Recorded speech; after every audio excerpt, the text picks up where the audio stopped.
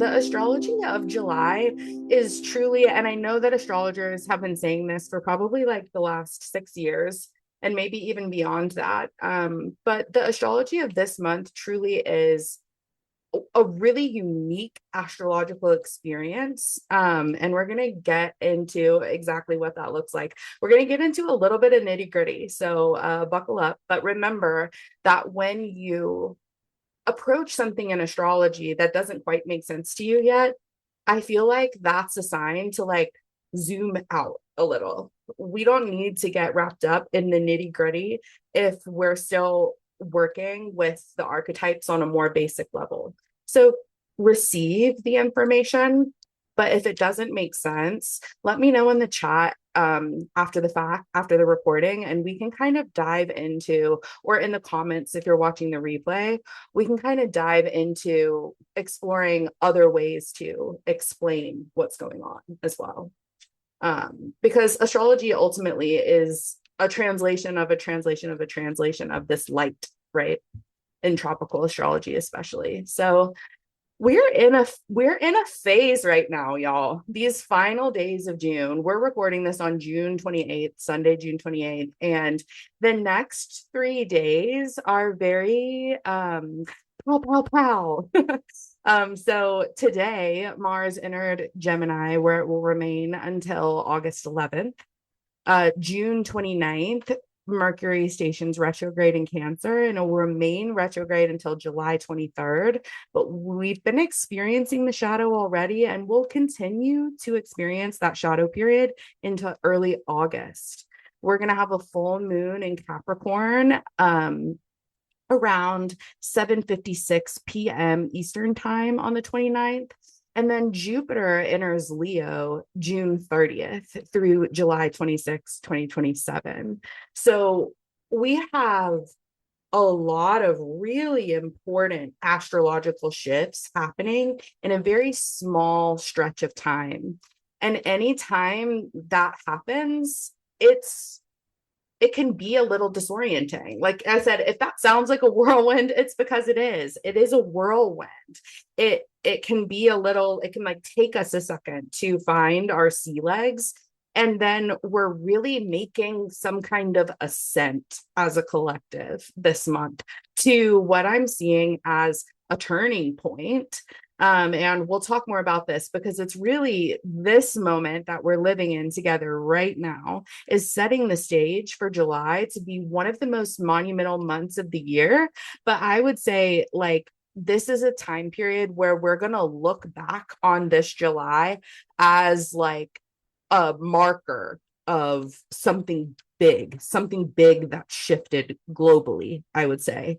And probably also, as above, so below, as within, so without. We'll see it play out on the global, and we'll also notice it in our more personal sphere or in our embodied sphere, or both. So in addition to the Mercury retrograde that we're going to be experiencing this month, there are two other planets that are going to station retrograde. And because of the intensity, usually like I would break these out into their own slides and we would really talk about the energy, but I can't state less like how it's talking about these pieces of what Neptune and Saturn are up to are not as important as the other things, because Neptune and Saturn spend like 50% of their time in retrograde from our perspective on Earth. So we, therefore, have spent 50% of our lives with Neptune and Saturn retrograde. So it's not as disorienting, I don't think, as a Mercury retrograde, because Mercury only goes retrograde for a few weeks, 3 times a year. So when you compare that to 6 months, it just doesn't, it's more unfamiliar to our like inner compass. And so in this way, like it's important that Neptune and Saturn are in Aries. It is important that they're retrograde. It does generate like a distinctive reflective quality. It does change the essence and the tenor of how we're working with these planets. But the way that they're engaged in aspect is way more important than like spending a bunch of time talking about these retrogrades. So Now we'll kind of move into transit by transit, but we're going to stack a bunch of aspects together in a moment because what they form all together is really the tea. Just checking the chat.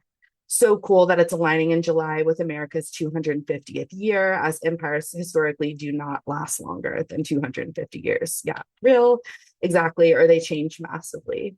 Yeah, such an important reflection. As you'll see, like, I mean, it's almost laughable. The astrology of this month. So we are heading into basically as soon as Jupiter enters Leo, it's square Chiron. Chiron just entered Taurus earlier this month, and it's only staying for a few months. We're basically getting a little sneak preview of what Chiron and Taurus has to offer us, both individually and as a collective. This square is going to peak on July 2nd, but as you can see, it's active for quite some time. The frequency here is like evocative healing. Anytime we have a square or an opposition, there's something edgy about it. It's pulling something out of us. We are pulling something out of it. Like something's being excavated, something's being leveraged, something's being shifted. So I'm really seeing that there's this clear potential to unseat these wounds and actually like excavate them from our being, especially these wounds around the worth of your most radiant expression, like the wounds of making ourselves smaller, of putting ourselves in a box that doesn't fit. This is also about growth through challenge. You think about like, the seed bursting through the husk, like the pressure and the force that the seedling has to use to like be viable, to like burst through.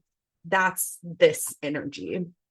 So I think that the clear opportunity here is to name and claim the true worth of your authentic expression. What does that look like?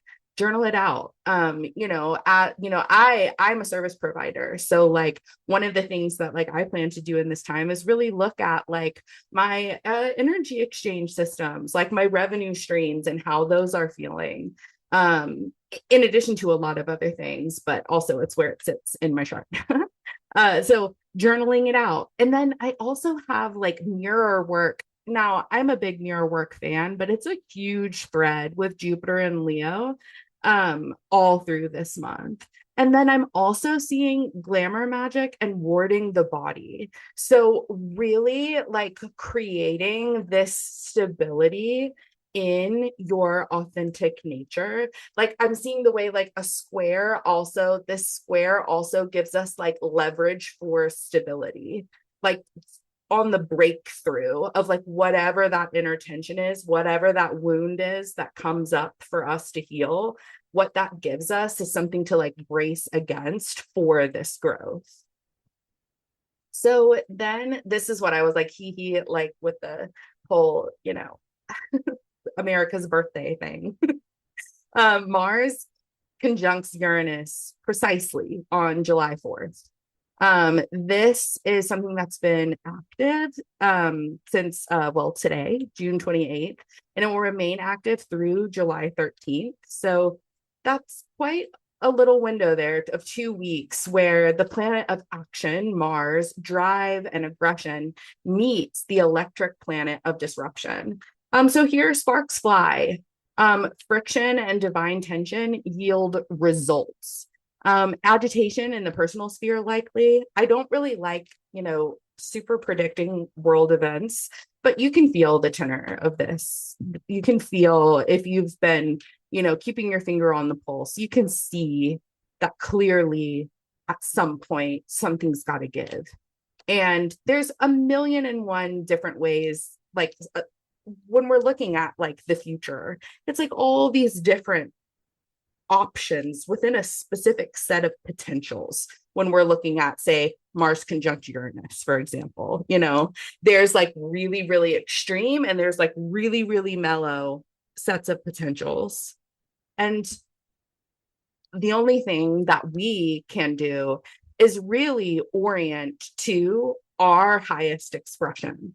So what I would recommend is really looking at where Gemini sits in your chart, what you have going on there, what's opposite in Sagittarius. And if this isn't something that you can do like on your own, we can work out like a mini session if like a full-fledged reading isn't accessible for you at this time. Just like private message me or shoot me an email, because I think that there is a way to like really orient with this well, even though like some of the things that are outside of our realm of control are probably going to get a little messy as the month progresses. And again, we don't know exactly what that's going to look like. Hopefully it plays out in a really high octave. But the opportunity here, like the number one suggestion I have for this month is nervous system regulation.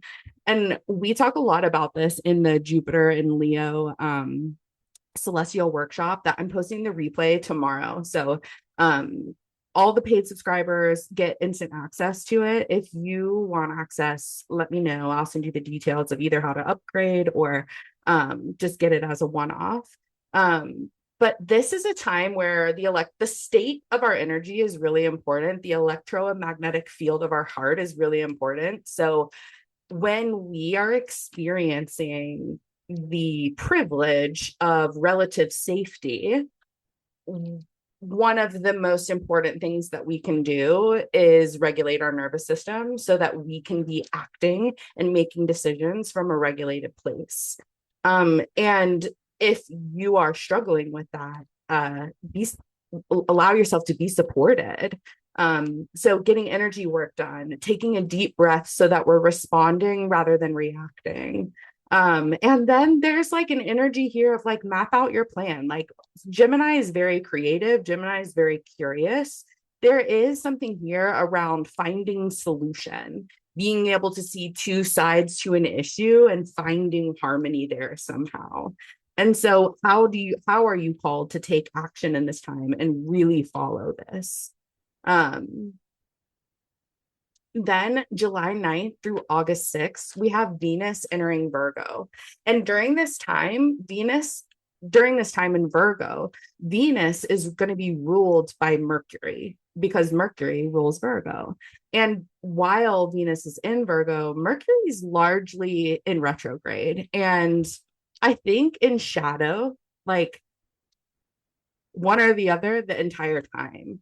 And in Virgo, Venus is technically in her fall because Venus is exalted in Pisces. So Venus is in her fall in Virgo, but it's also Venus in the temple in communion with the divine. So this really emphasizes the importance of devotional work to me. Venus in Virgo is like Venus isn't the most comfortable there, and yet somehow she's still in her element. It's difficult to explain, but the tenor of it is that it's like the nitty gritty work of being in service to the divine, whereas Venus just likes to be in the divine, be in the divine. And here she's like, scrubbing floors and like dusting off the altar and carrying water. I think there's a strong element of altars and petition work, especially with your spirit team, and especially if your spirit team includes deities. Slowing down the analytical mind with moon breath. And if you don't know what this is, it's a really simple breathing practice where you just take your right thumb, close your right nostril, and breathe deeply through the left nostril.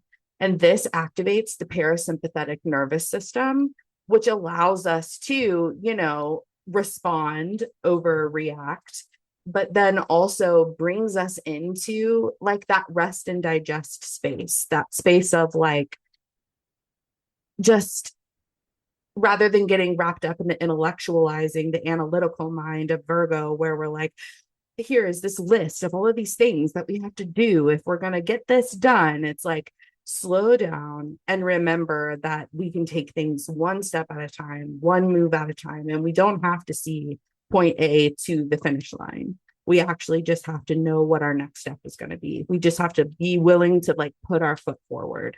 And that moon breath really, as a Virgo rising, really helps me with that. And then Mercury is going to be exactly conjunct the sun, which is what we call Mercury cazimi, or in the heart of the sun. It's going to peak on July 12th, but be active from July 9th through July 17th. And I really see this as a time of like securing your emotional boundaries and borders. What were your greatest lessons in the Jupiter and Cancer era, where we were really being like, you know, inundated with lessons around what we want for ourselves, for what's sacred to us, what we are nurturing versus what we're not, what we're willing to experience versus what we're not. And I think that there's a expansion, maturity, and graduation possible here. Like, where where did you where did you do something really, really right in this realm? Where did you do something maybe like kind of wrong that you don't want to repeat? What did you learn from it? Being in this state of reflection and noticing like is there anywhere screaming out in need of repair, whether that's relational or the energetic fortification of our boundaries, whether that's doing some ward work. Um, I'm also recommending mirror work here. Go figure. I will always recommend mirror work. So it's a get reflective. This is the practice that came through, is to grab a journal, wash a mirror with some rose water. And if you don't have rose water, maybe like yeah, this sounds so silly, but like even just pulling up a picture of a rose on your phone screen and like letting your water charge on top of the rose image and then washing the mirror down, just to allow the water to like capture that high vibrational energy of the rose, and doing so intentionally, right? Wiping that down to do some scrying mirror work, making eye contact with yourself, like sweeping your eyes over your aura, sweeping your eyes over your physical body, returning to eye contact over and over, and just seeing what's there. What do I still need to integrate and to know with this Cancer frequency? Jupiter has been there for the last year, and that makes that Cancerian realm really big for us, right? And as Jupiter is leaving, Mercury is conjunct the sun here. It's like a final stand in some way. What's coming up? What is calling out? What is needed?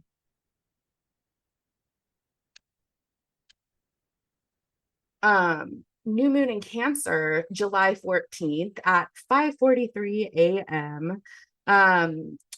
This moon is conjunct to Mercury retrograde because it's in the dates for the Cazimi.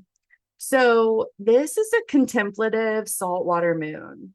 I could see, I mean, and this could just be personal projection. I gotta own that, but I could see this being like a grieving moon, whether it's for this last year or for something really tangible in your life. Like, this is highly reflective energy and highly emotional energy.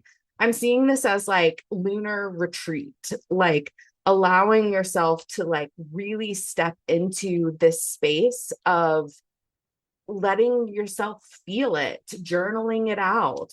And then what we've been talking about for a while now, like at least a couple of months, is the way that like we're really being called to unseat the patriarchy. And one of the ways to do that being through reclaiming the feminine frequency in every body, no matter how you identify, how you show up in the world, what your body looks like, how you were raised, how you were socialized to be, regardless of any of it. Bringing that dark feminine close and reminding that dark feminine aspect of you, that version of ourselves that was like right at home in the no thing blackness of the womb of all being, like that dark feminine essence, and telling her that she's just as worthy as any other frequency. And what we experience when we do that is we stop this pattern of abandoning ourselves in the name of covert patriarchal standard. I think that this is also an opportunity to tend the inner mother wound, whether that's a like really tangible experience for you in the relational realm, or if it's on this spiritual like idea of separation, of like banishment, or forced isolation. Like Cancer and Aquarius, I would say, both have this like more like reclusive, like with Cancer, we have like the hermit crab, like, and then like Aquarius, I really feel that like up in the tower, like recluse energy, the hermit. And like in both, it's like, where is that feeding you? And where do you feel that edge of like, you are only retreating, you are only isolating because you're scared of what would happen if you reached out? I feel like that's huge under this moon. So, as you can see, this is a major time for reflection and ritual. And so, I think that it would be really cool to unplug. Um, Let yourself go dark with the moon, explore your emotional realm rather than letting anybody else tell you what to feel in that moment, which is a lot of times what we're doing when we're engaging with technology, is we're looking for an external message, an external stimulus to tell us, okay, how should we be feeling in this moment? And I guess my challenge is on this new moon in Cancer to put that down. Don't put take everything offline, out of your mind. What do you feel in your body, in your fields? And then asking yourself, what is the quality of your inner ocean? Feeling the waters of your body. What's there? What's the imprint? And then the line of inquiry from there is like, do you like that? Do you want to shift that? Do you want to move with that? Do you want to hold that? Um, on and on. Then we're come to a really rare formation. And I had to shout out Aubrey here. If you don't follow her, do. She is one of my favorite astrologers. She has been. I think I found her account first in 2020.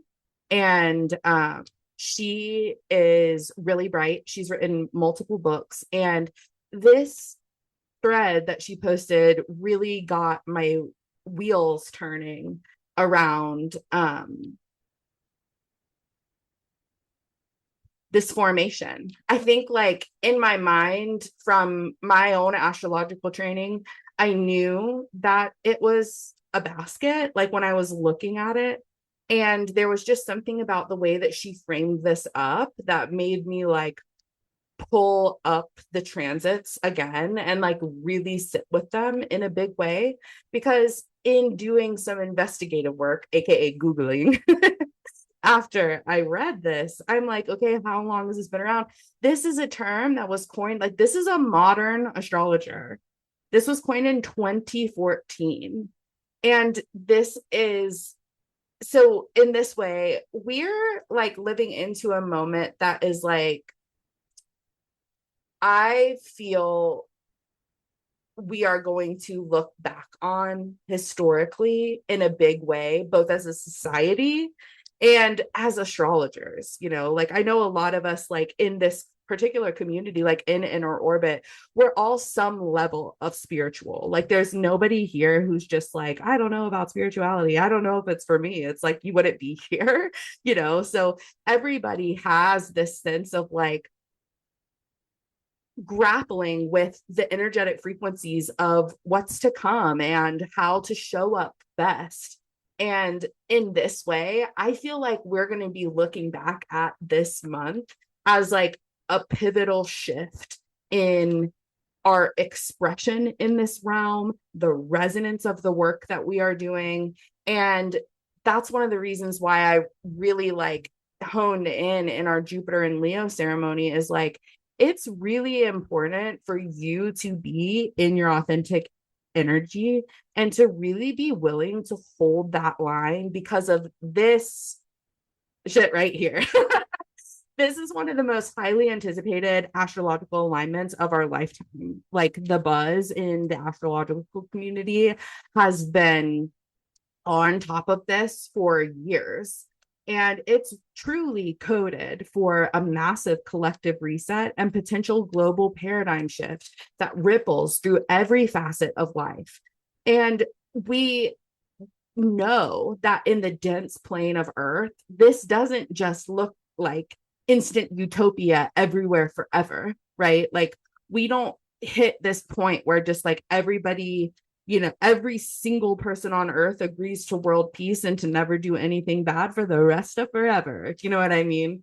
So there is this complex reorganization that's required, but it's almost this point. It's like, this is a term that I was thrown around a lot, like in my earlier astrological career, like maybe around 2019, 2020, of like critical mass, if you will.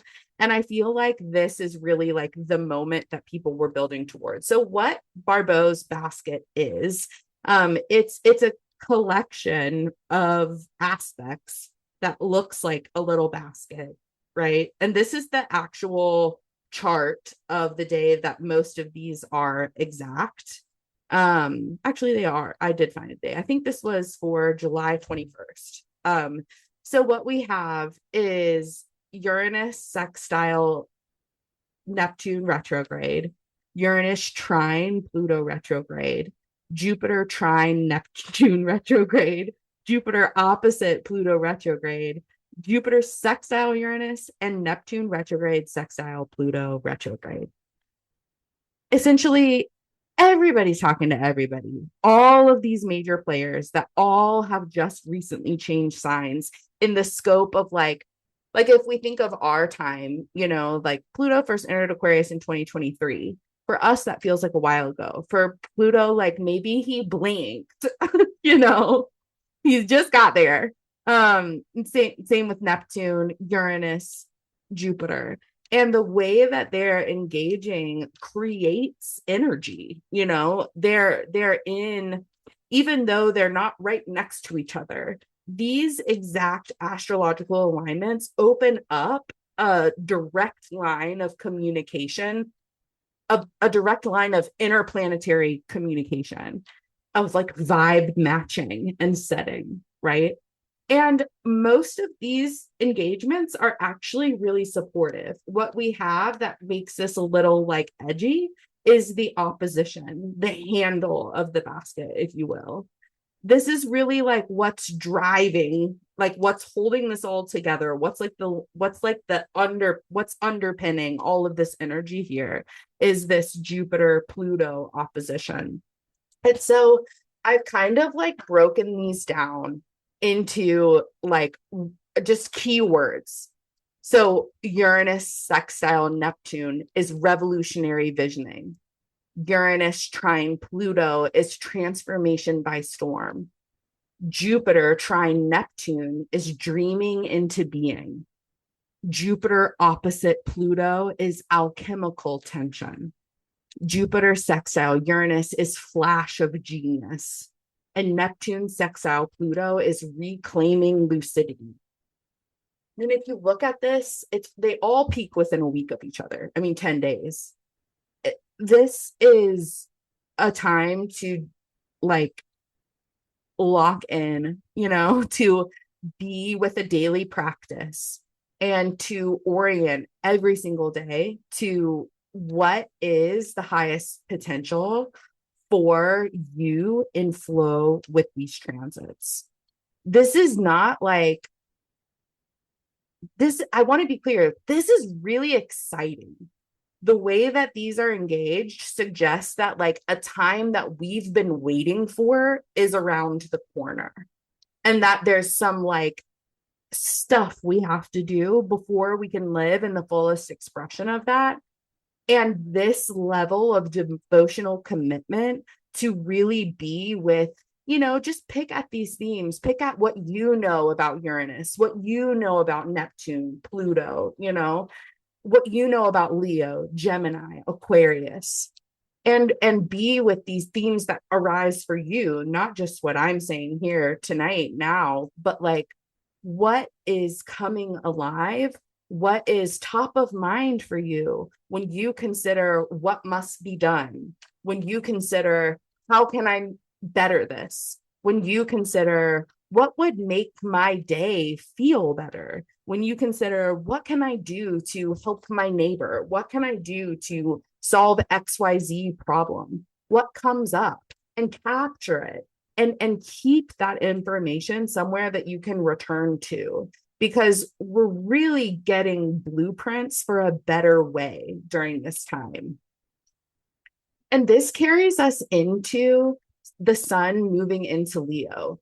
And the sun is the ruler of Jupiter for this next year as the ruler of Leo. So, and right when the sun enters Leo, it conjoins Jupiter and authenticity reigns.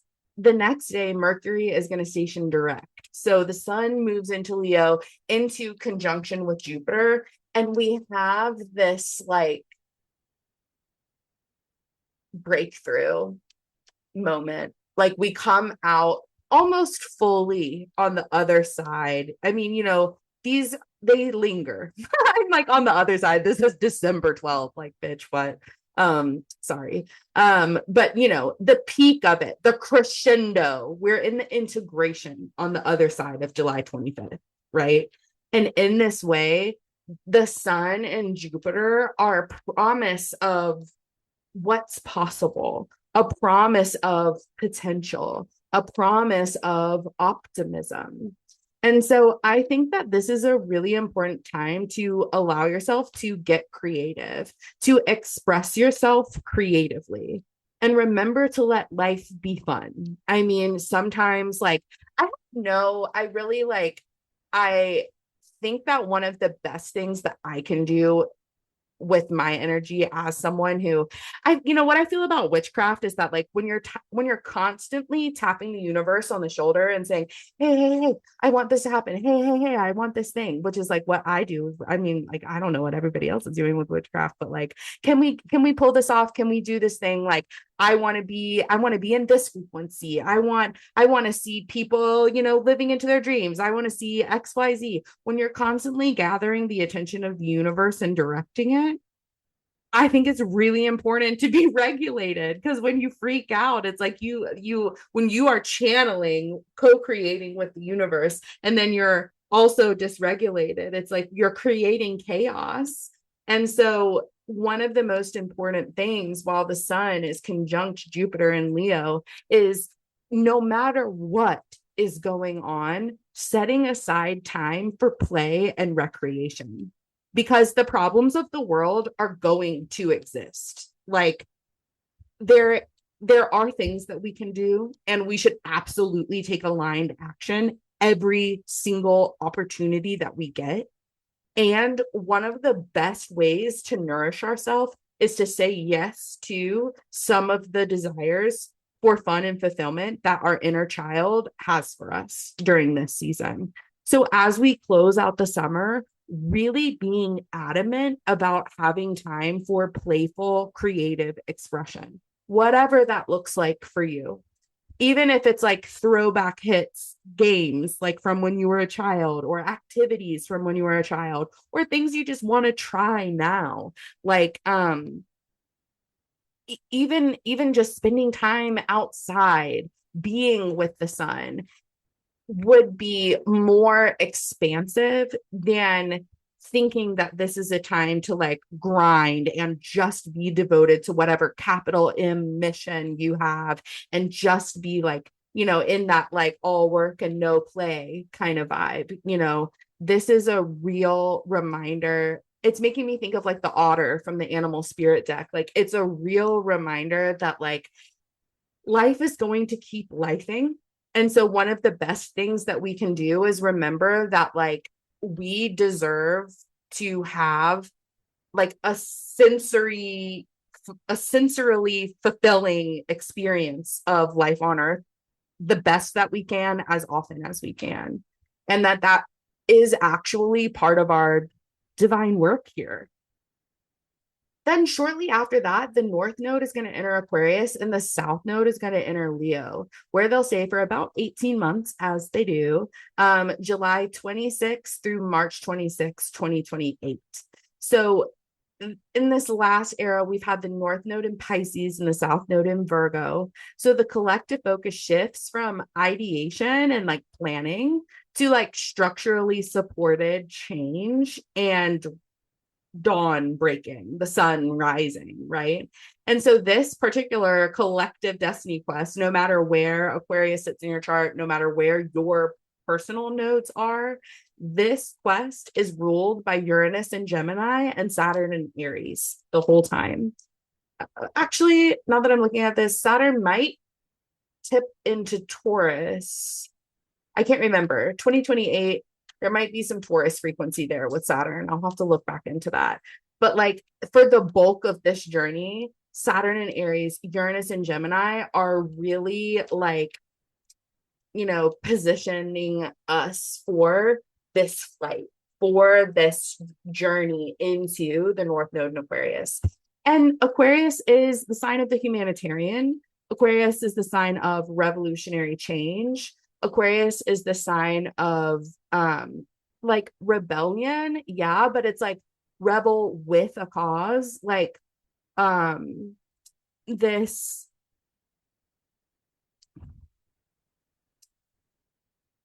it's like I feel like Pisces is like utopia and like Aquarius is like the work to get there.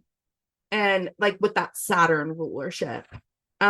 So this is the era, you know, this is where we're really putting in like the work to have what we say we want to have. So gather the wealth of the South Node in Leo, fun, play, expression, creativity, and use the energy you receive from that rather than getting stuck there, rather than staying there forever. Use it to launch the change that you wish to see in the world through your work, through the way that you talk to your friends, through the way that you move through the public sphere, through the way that you use your voice, through the way that you use your social media platform, the way that you shop, eat. Like Aquarius is like lifestyle as revolution, you know, and it is all so energized and interwoven with all of those outer planet shifts. And we're going to gather, this is going to be our paid subscriber gathering. It's $8 a month, or there is like a drop-in rate as well. On Thursday, July 23rd, a few days before the North Node enters Aquarius, to orient to this new nodal journey. We'll close out this old chapter well and start to understand exactly where you're being pulled based on your rising sign and your natal nodal journey. So this is going to be a little bit more. You'll get a workbook. We will hopefully, you know, you'll pre-fill in some things before you come would be the ideal, but we can also hold space for that on the call. But at least having a copy of your birth chart, because it's actually going to be some practicum, not just info sharing. And so hopefully my vision is we'll also be able to look at one or two charts on the call so that we can get an example. So I will have like a little application go out to all of our paid subscribers sometime in early July for whoever wants to submit their chart. And that recording would be shared. So it's somebody who's like, you know, willing to be seen by our paid subscribers. Then, you know, we really start to close out the month and we have a full moon in Aquarius that's co-present with the nodes. The nodes are going to be in the late degrees of Aquarius and Leo. I think it's at the 29th degree on this moon, because, you know, the nodes move retrograde through the signs. So we went from 0 degrees Pisces to 29 degrees Aquarius. And this full moon, though, even though they're not exactly conjunct those nodes, it is the first moon on that axis since the shift. You know, it happens like right after. But where the moon is sitting is only 2 degrees away from Pluto in that basket, right? And the sun is actually exactly conjunct Jupiter on the day of this moon. So this moon is in a lot of ways like where I see that tipping point starting to be like actually integrated. Like all the moments leading up to this are like, if you can imagine it like on a roller coaster, like you're up to the top.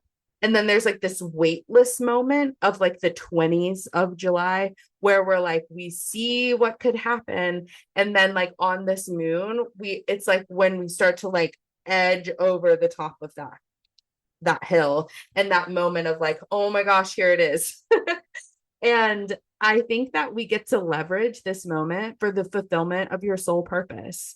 And we do this by keeping our focus, by receiving support and preparing well for global shifts. What do you need to do like on a spiritual level, on like on a literal level, taking care of your thing, and a lot of times this looks like making sure that you are like being paid for your gifts well, and that like you are positioning yourself well to receive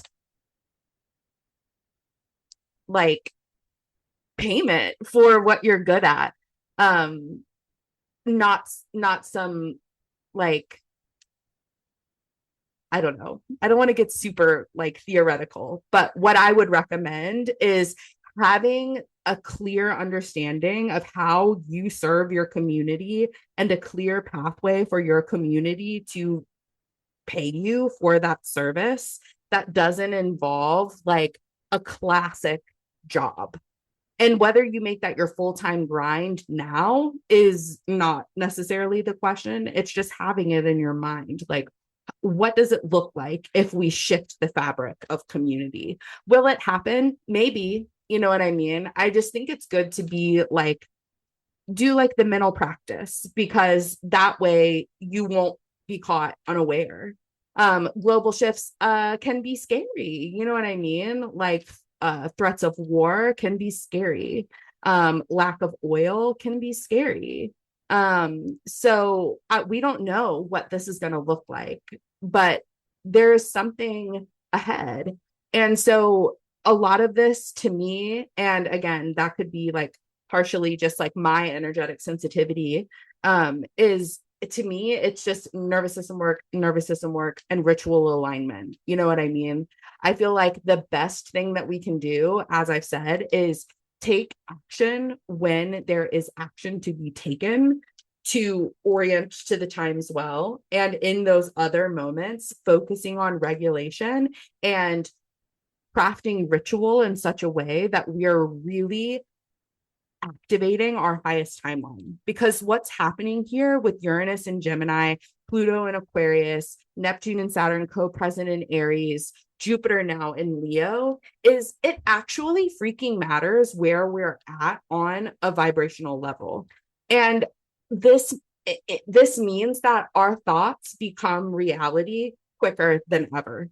Our intentions become experiences quicker than ever. It's not to say every thought, every word spoken is going to manifest at the most rapid rate you could ever believe. Not necessarily saying that, but our belief, our energy body, our intentions, and the way that we're wielding the power of our words is more important right now in this month of July 2026 than it ever has been before.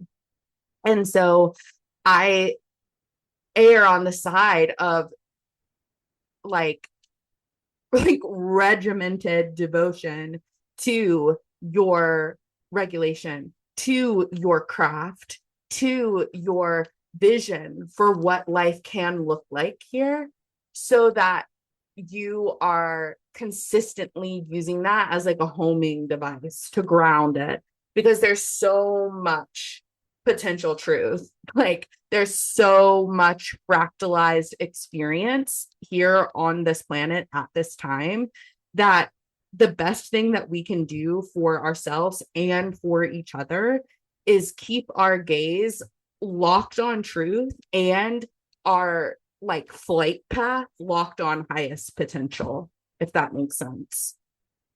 So Then we also have like the Jupiter cazimi coming exact, peaking on July 29th, active into the early days of August. This Jupiter cazimi lights up the full moon, right? That sun is exactly conjunct the cazimi, or exactly conjunct Jupiter on the full moon. And it ushers us into a highly sensitive manifestation portal. So kind of what I was saying, like it is a time where if we are scared, we are going to find evidence that we should be scared. And it's not like if you're having a bad time, then it's your fault. But it is like if you could create structures in your life to be able to maybe have this day off work and just be in ritual, you will probably have a better time. And really deeply taking care of your body temple, of your frame of mind, of your energetic being. And as I was feeling into all of this, I was like, okay, this is what we have to do. Is I want to do a manifestation challenge together. This is going to be by donation. So that means that if you need it to be free, it's free. This is going to happen from August 1st through August 8th. We are going to have a couple live calls. It is going to be daily emails, workbooks, journal prompts, etc., readings. This is going to carry us basically from this full moon in Aquarius through the end of the Jupiter cazimi. So we'll be really working with the guidance of Jupiter and Leo.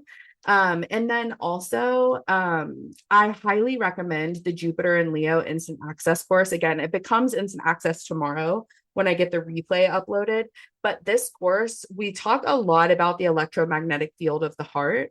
And this is going to be like an essential practice. So we'll do more work with that within the manifestation challenge. But essentially using this as a time to like really hone in on the highest potential. And then on Thursday, July 30th, we'll gather for the Astrology of August. And that will kind of be like our kickoff for the manifestation challenge. Oh, that one wasn't supposed to be there. I was making a graphic. So as I was saying, this is the link to get on the wait list for the Lionheart Manifestation Challenge. Lionheart is what I named Jupiter and Leo, the transit. And so this is a time to hone your vision, ritualize your practice, and cast your dreams into reality. And so if you scan this QR code, it will take you to the little waitlist sign up. And then also, this is a reminder that tomorrow night is the kickoff for Celestial Affair. I am writing my next book, and you are invited behind the scenes. We are going to gather for a series of meditations that walk you through building connections with the celestial bodies. So we start off going through the planetary beings. Tomorrow night at 7 p.m. Eastern, we're doing sun and moon meditation to start to intuitively and consciously build relationship with these archetypes rather than engaging with them on solely an intellectual level. This is kind of like underpins my entire body of work. And so this is a book that I'm writing. The meditations are going into a meditation library for the book that I'm writing. And then once the book exists, we journey into a course. And I'm so excited to finally have committed to bringing this through. It's been an idea. I've been writing this book in the ether since like 2019, and it feels like so alive and so now. And I'm so excited to do this. We have some really sweet people already in the container, and this is going to be something that I continue to invite folks into over the course of the summer. So this is a complete sliding scale offer. So you can come in for $1 and just join us for the recorded meditations, and you will be invited to the course at a super deep discount as a thank you for coming along on this ride with me and taking this journey with me. And if you donate more, there's a little donation menu. I have it here on the screen, but if you scan the QR code, it's also on the sales page there. And you can see you just get different perks unlocked. You can get advanced copies of the book, thanked in the acknowledgement, sessions with me, and you can even kind of essentially prepay for the certification course. It's not announced yet, but it is going to run in late 2026. And yeah, this is our journey of the astrology of July. It's quite a ride. And that's one of the reasons that I really wanted to like get the ball rolling on this celestial affair meditation journey as well, is because I feel like we could all use a spiritual community. And like one of the benefits of me being so like hyper fixated on like talking about astrology is like I then get to be in community, and then also like I know that I get to hold space for beautiful beings like y'all to be held in community too. So thank you so much for being on this journey with me. I'm going to stop the share, stop the recording, and we can kind of dive in, see if anybody has any questions.